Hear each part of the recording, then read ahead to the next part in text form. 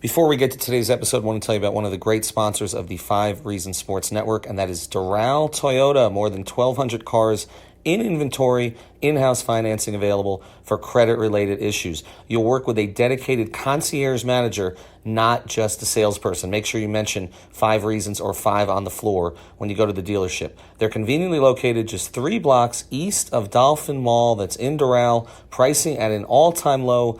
Not only that, but they'll beat any other Toyota dealer price. So check out DoralToyota.com. That's DoralToyota.com. Come see them and ask for the Friends and Family Department. Welcome to 5 on the Floor, a Miami Heat and NBA podcast from Ethan Skolnick with Alphonse Sidney, a.k.a. Alf954. Brought to you by the 5 Reasons Sports Network.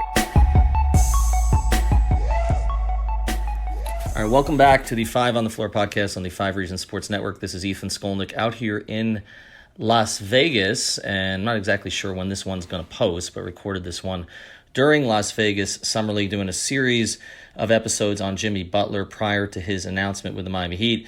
And now I'm going to talk to somebody who saw the rise of Jimmy from a number 30th overall pick, playing 44 games with no starts in his rookie year, to a guy who's demanding or commanding a max contract and now has been with 2 other teams. Casey Johnson, who covers the Chicago Bulls up there for... You still with the Trib, right? I am. You are like the last newspaper man standing, right? Is that how that works? Trib still prints, yeah. We got an online site, www.chicagotribune.com. We're good. How much did they just not pay you to promote them? They just did. So yeah, I've been working up at the Trib for a long time as kind of one of the big time authorities on the Chicago Bulls, and was there covering on the other side of all those big 3 versus Bulls games with Noah, saying Hollywood is hell and everything else that was going on during those times. Fun times. I miss those times. But I want to go back to the beginning with you with Jimmy. When they first got him, what kind of player did you think that the Bulls were getting? We thought they were getting a tough-minded defensive specialist. You mentioned already how little he played his rookie year. He actually came in under pretty unique circumstances because his draft summer was the NBA lockout, 2011. Bulls are coming. It's funny you just mentioned the meetings with the big 3 because Bulls are coming off that conference finals in 11. Bulls versus Heat. Bulls are a team on the rise. Derrick Rose is the reigning MVP. And then, the Bulls used the last pick in the first round on this kid from Marquette that just looked like a tough, kind of limited, defensive kind of wing player. You didn't have high expectations for him. And then he wasn't allowed to be around the team because the NBA lockout happened. So we didn't have any contact with him that summer, and the Bulls didn't have any contact with him that summer. And then the lockout ends, and he barely plays his rookie year.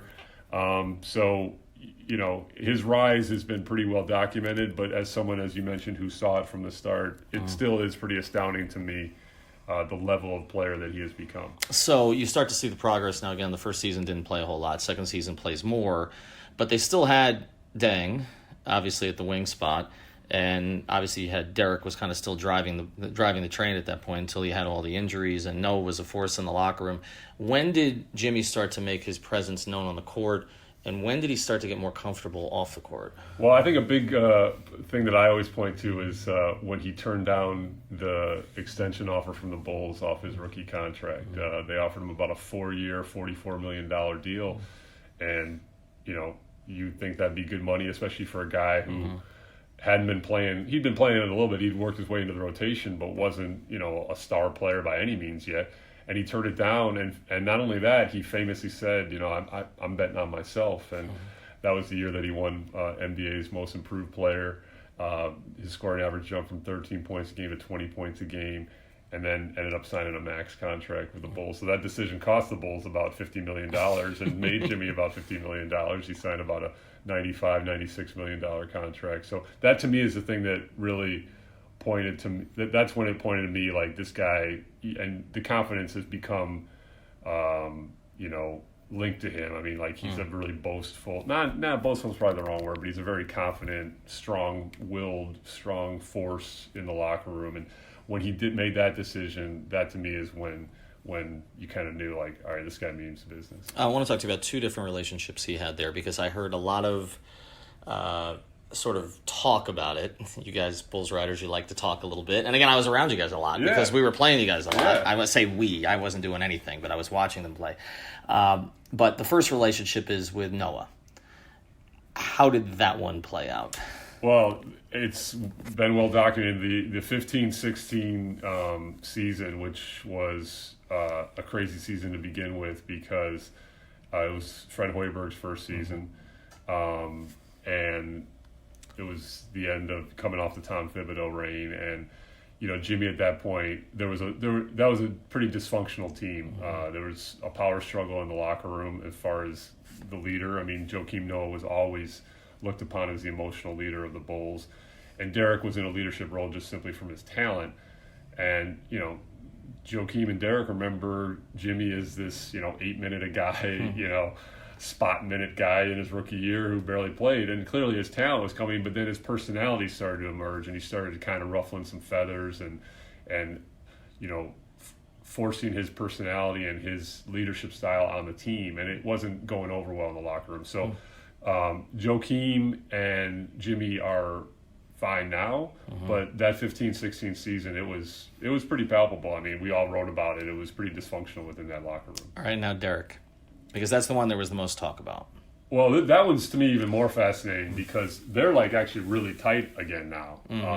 But see, the thing about Derrick is a passive aggressive guy. He's a pretty chill personality. He doesn't even really want to be in a leadership role. He just always is because of it. Before all of his injuries, because of his talent level. But Derrick and Jimmy in 15-16 did butt heads a little bit just from an on-court style. Jimmy was starting to man the ball more and need the ball more, and Derrick was used to being the dominant player on that team. And then when Jimmy, again, was kind of, trying to take ownership of the team, Derrick and Joakim were kind of looking like, who's this guy? I mean, So, but I will say this, I know this for a fact. Their relationship in Minnesota got really, really tight. And Derrick actually really, really helped Jimmy navigate that situation when he was out, publicly requesting a trade request. And Derrick was very much in Jimmy's corner, you've got the power here, stay true to who you are and what you want. And their relationship got very, very strong. But for the 15-16 season, it was a little bit rocky. All right, now the one the Heat fans care about. We don't like to talk in Miami about Dwayne's year in Chicago. Did it even happen? Even less about the half year in Cleveland. That one is totally erased from. One Last Dance. That's we don't talk about any of that stuff. But from afar, it was interesting because Dwayne with us in South Florida. There were choppy moments at times when Shaq came in, for instance, and Dwayne's profile rose, and he kind of went from the very, very quiet kid who had nothing to say to somebody who was a little bit Hollywood at that stage. And then even the Big Three era, at times he could get a little chippy because we were always harping on his knee, and he didn't want to talk about his knee anymore. But we were surprised, I guess, that he would ever be perceived as a locker room problem in Chicago, and it seemed to be associated with Jimmy, like it was Dwayne and Jimmy against the world. Is it that what it was? Well, first, that relationship between those two is, as I'm sure you know, incredibly tight and incredibly legit. Two Marquette guys, two guys who feel like they kind of worked and built themselves up from, a lot of people who doubted them and overcame a lot. I mean, Dwayne's obviously at a much higher level in terms of what he's accomplished in his career, but their bond was real, it was palpable, it was genuine.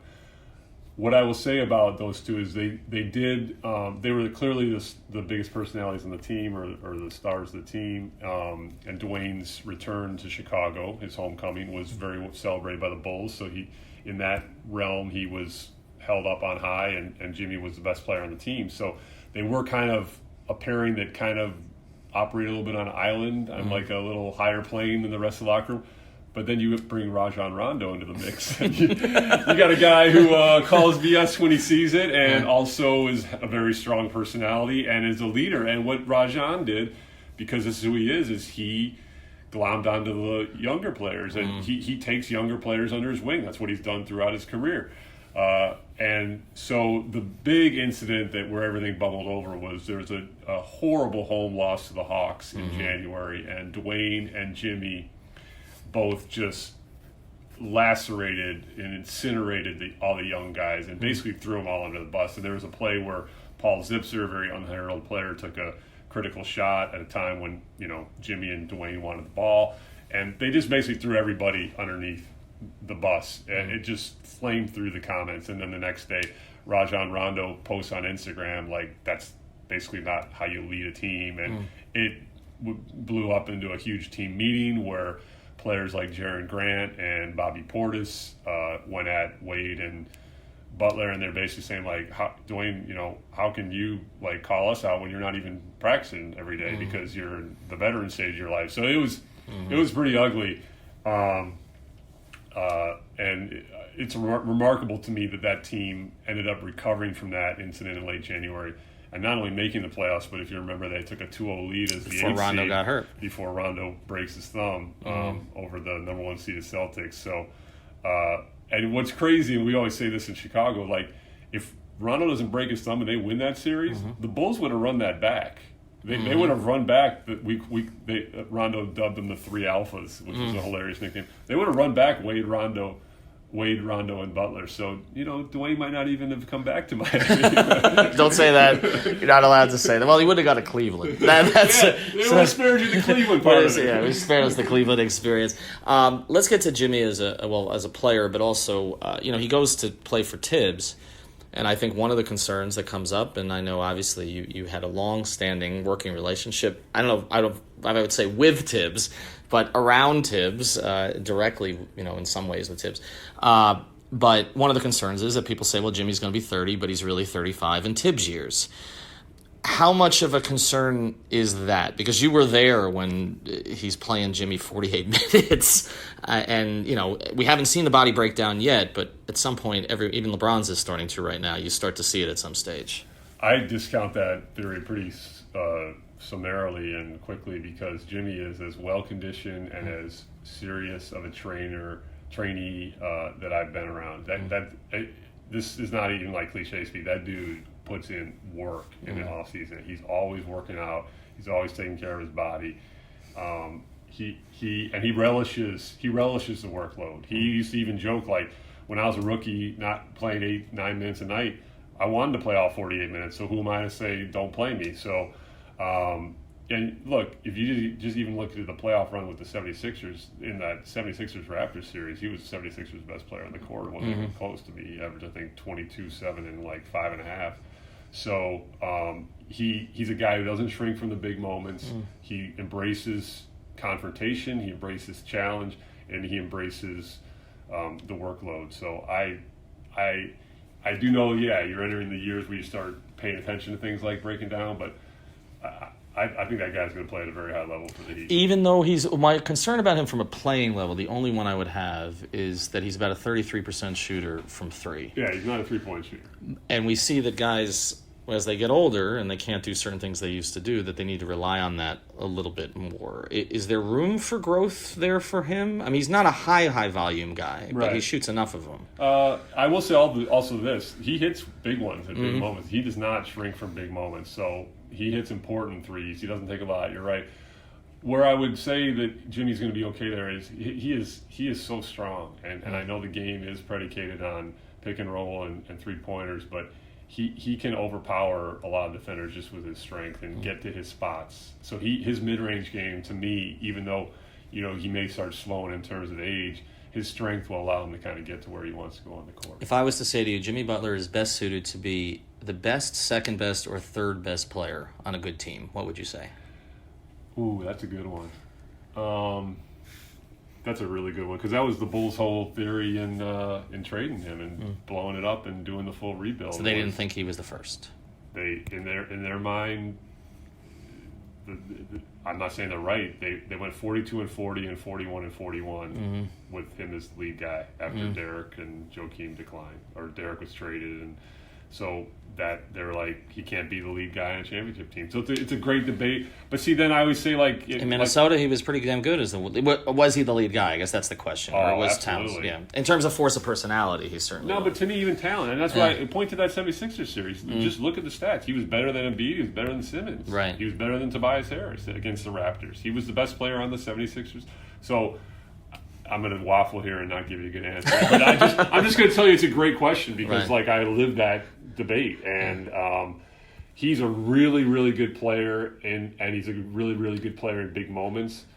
But I also saw the Bulls go 42-40 and 41-41 with him as the lead guy. And that's not all on him, but, Right. you know.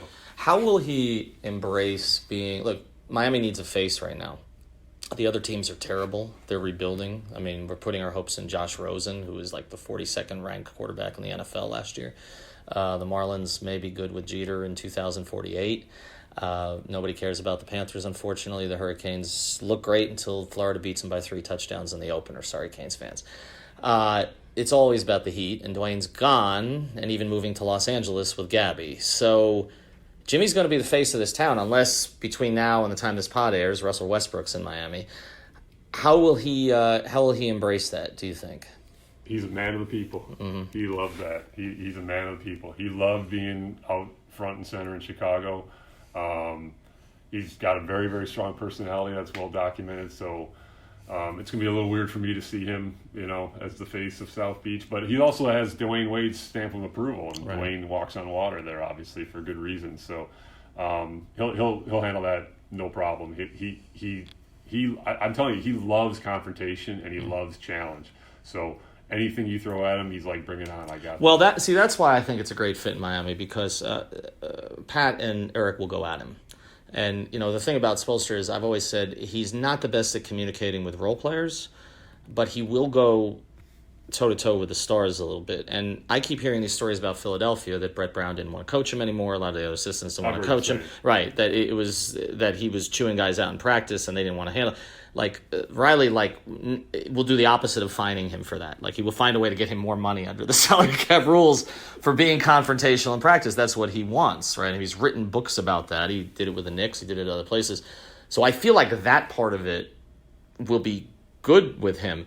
But the final question I have for you, so again, we don't know what's going to happen with Russ. Russ has a similar reputation. Go hard all the time, very difficult to play with. A lot of guys seem to leave him. Is Jimmy Butler, in your view, the kind of player that other players in the NBA want to play with? I will say my answer to that will be he's not a unifying leader. He's a force of nature leader. Okay, so but that said, he has good relationships with star players. Although I say that, Wade is an example of right. on the pro side, but then I say that he didn't get along with Towns and Wiggins. And Wiggins and we can't even recall Wiggins a star, but right. by when you're a salary cap dump, right, you're no longer a star. And Philly, I don't know I actually can't speak to his relationship. I heard it was good with Embiid. Okay. I don't know about Simmons, but I did hear it was good with Embiid. But he has strong relationships with stars around the league, but he's not a unifying leader. He's a my way or the highway, and you got to match my intensity and work ethic level type leader. So at least he'll have Riley and Spoelstra in his corner, right? Well, I was going to say, he's basically an embodiment of Pat in a lot of different ways, which, Pat, I always say, everybody talks about Pat being Showtime, but as Dan Le Batard says, he's really Schenectady. He's a street fighter still. He used to hustle people at pool tables, and Jimmy's down there playing dominoes. It struck me like I can see why there was this, and from everything I've heard too, it was Spo who wanted him more than Pat did. So it's going to be really interesting. All right, so again, where can people read your work? www.chicagotribune.com. If you're in Chicago, you can buy one of those things called a newspaper. There, you get ink on it. What are those? I have about 70,000 boxes in a garage somewhere. It's amazing. I used to love seeing my name in the paper, and now it's like I show my daughter, and she's like, "What's this?" Someday. They're going to figure out, young kids are going to be really impressed because when they say, all this stuff on the internet, we can put it on paper and people can read it. And it's going to it's like how phones are getting bigger now. It's like the whole thing was a small phone in your pocket, and now it's like, oh, wow, a bigger phone. Well, Casey, thanks for joining us. Really appreciate it. Thanks. Yep.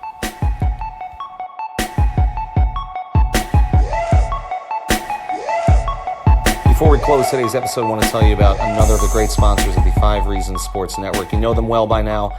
the law office of Seltzer Mayberg. You can find them at onecalllegal.com. That's onecalllegal.com, or call 1-855-5000-LAW. They handle cases including but not limited to car accidents, slip and falls, and traffic tickets, with a new 15,000 square foot office opening on I-95 in North Miami. They handle cases from all over the state. Call now with 24/7 service for a free consultation. That's onecalllegal.com, 1-855-5000-LAW.